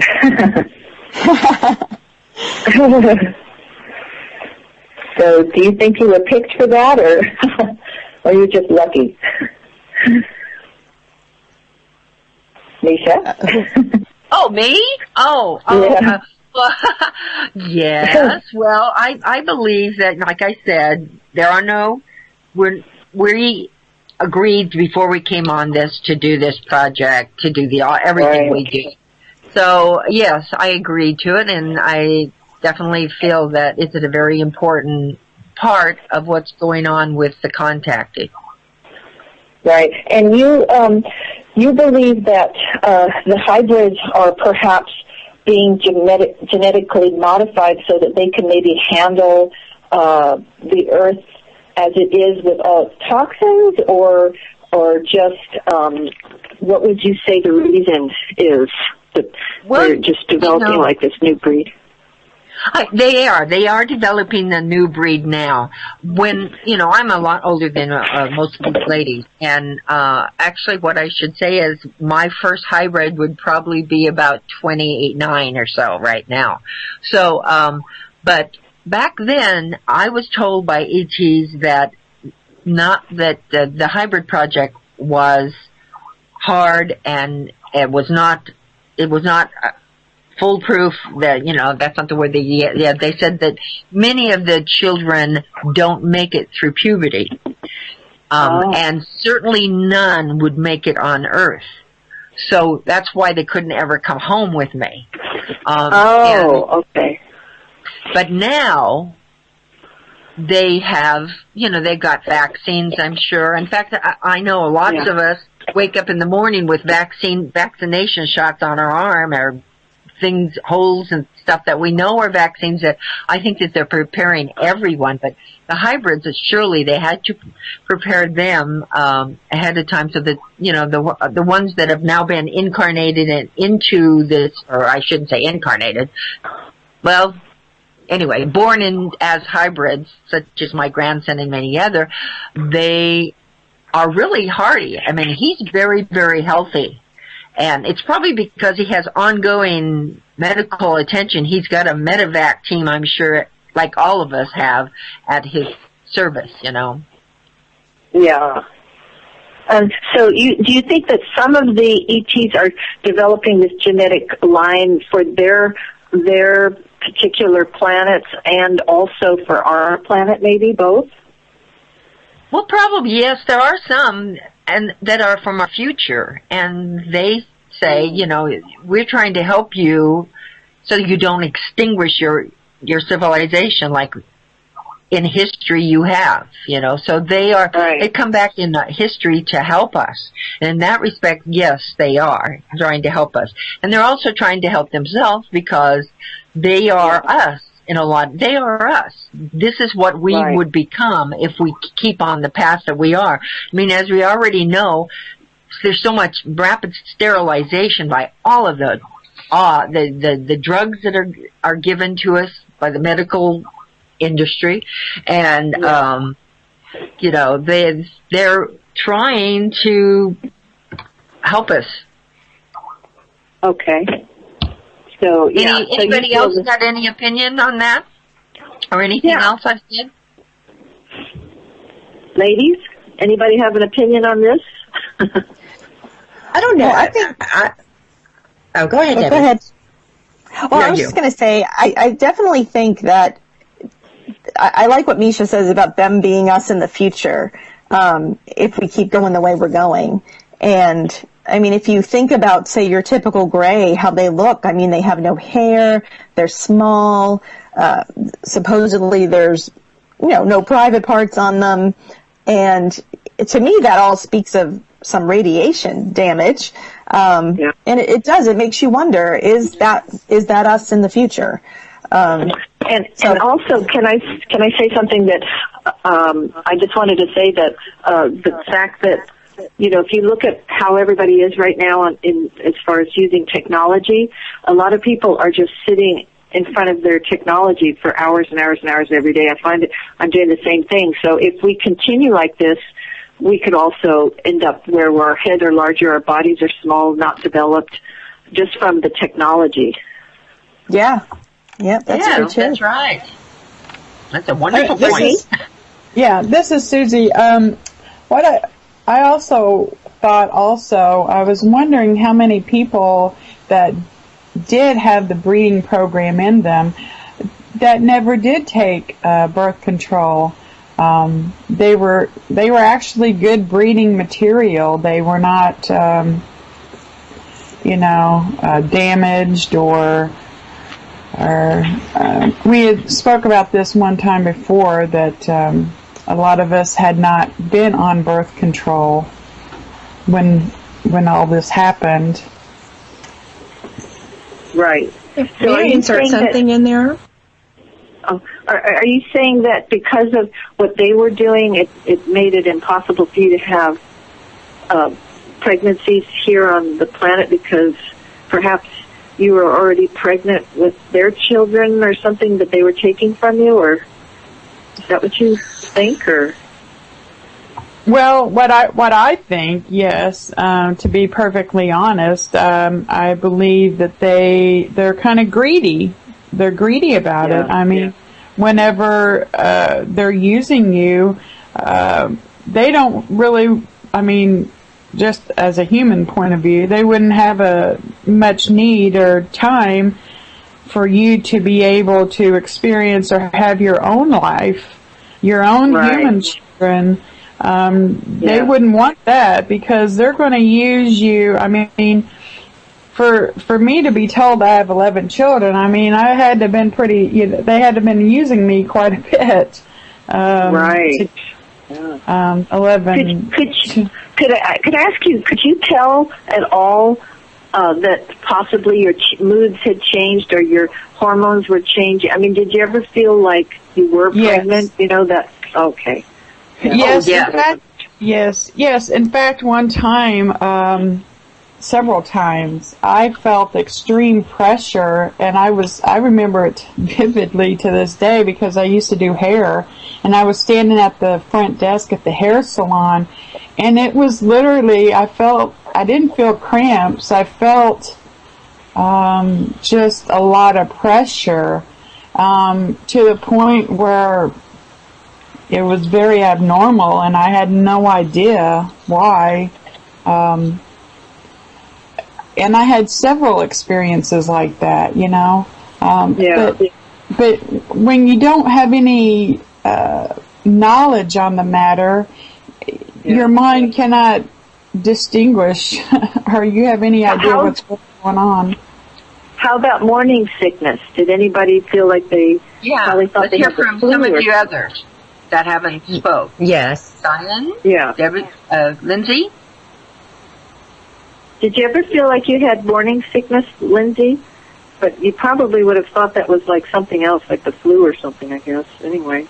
Well, with that, with my first son, we tried for like 3 years before I was able to become pregnant, and I was told the entire time that nothing was wrong with me.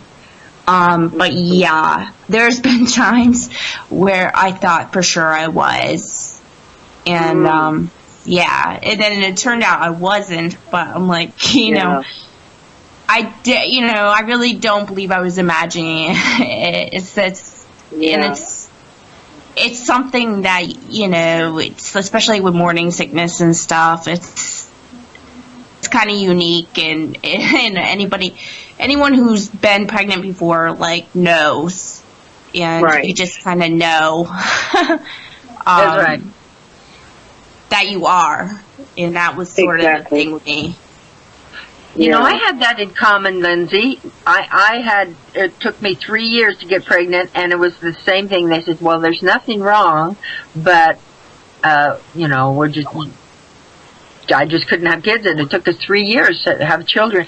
And in between that time, I had false pregnancies. I had at least 3 false pregnancies, which, you know, which you swear you're pregnant, but then when you go you take a test, you're not, you know. So that is one of the definitely things. That happened to me so many times. I remember going, because where I worked at, there was actually a pharmacy right next door, and I would go over and buy pregnancy tests. And I'm 46, I'll be 47, and back then, you know, they were not cheap. And they had just basically come out on the market and stuff, but it's very, you know, for me to think that I was pregnant enough to go buy a test.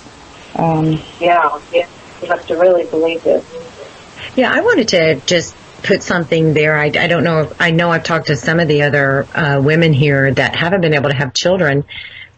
To me, if this is going on, there's also a sense of anger, because if that is why I have not been able to have human children, because there was something done as far as a hostile uterus, as far as the elongated uterus. I tried without birth control like Susie did for 15 years to get pregnant. And what I was told was that because of the way that my uterus was, that a umbilical cord could not attach nor sustain a pregnancy. And the pain that came with that, it took me many years to get over it. I'm over it now because I did raise a child that was not mine by birth. So I did get that experience. But at the same time, there's always that question that remains in the back of your mind. Why? Why? Like why you? Why you, or just why me? Why would why me? Yeah. Why me? And if I've had doctors tell me, well, you know, there's treatments now for hostile uterus, and then they take a look and go, no, your uterus is still hostile, and they still use that term, which is not a very good term to use, and that's okay now. because I'm in my mid-40s and I'm not, there's, to me, the thought of getting pregnant would be laughable at this point. But the pain that comes along with trying and continuing to try and not getting pregnant when you should is painful. So,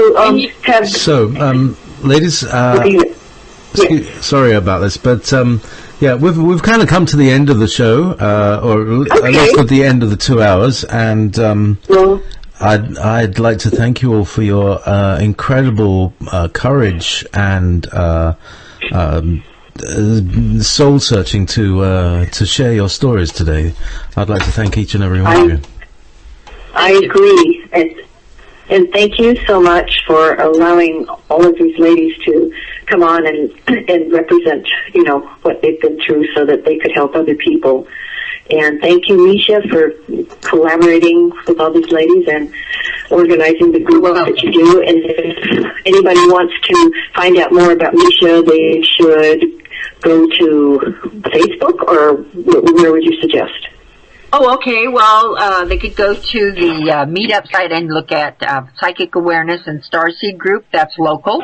Or if they want to, and I have a group twice a month, or they can go to the Facebook site and just look up Starseed Awakening, and then they can from then find out about the Internet Uvu group that I have. 12 people. It's a place for 12 people can come and speak and share about their experiences. Like last week, we had a hybrid group.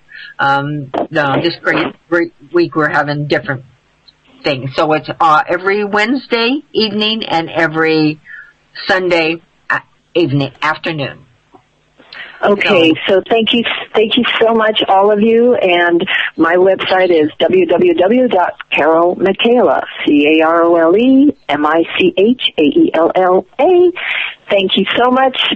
This is Desert Mermaid saying goodbye. Bye. Thank you. Bye. Thank you. Bye. Thank you.